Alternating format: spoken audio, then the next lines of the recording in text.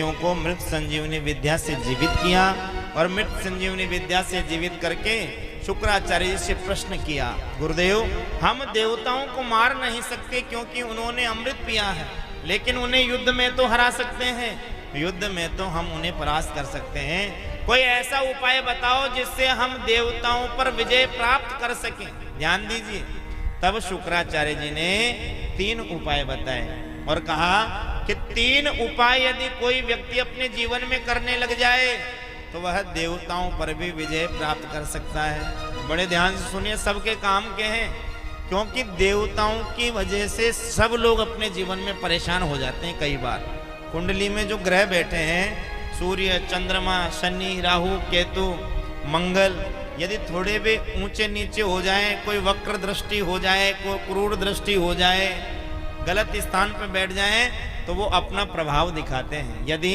अपनी कुंडली में बैठे हुए उन दोषों से बचना चाहते हो तो शुक्राचार्य जी उपाय बता रहे हैं। 3 उपाय ऐसे हैं जो देवताओं को भी परास्त कर देते हैं। पहला, गौ सेवा।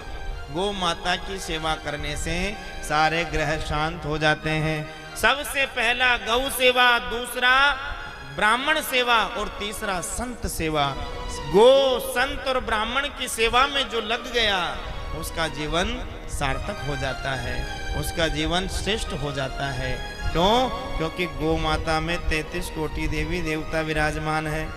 ब्राह्मणों में महाराज ज्ञान है, वो हमें सद प्रेरणा देंगे, अच्छा मार्ग बताएंगे, और संत हमारे ऊपर कृपा करेंगे। संतों के जीवन में जो भक्ति है वो हमारे जीवन में आएगी। इसलिए गो, संत और ब्राह्मणों की बड़ी महिमा है। आज राजा बलि ने तीनों की सेवा करना प्रारंभ किया और इतना बल प्राप्त कर लिया, इतना बल प्राप्त कर लिया कि स्वर्ग पर आक्रमण करके देवताओं को परास्त कर दिया।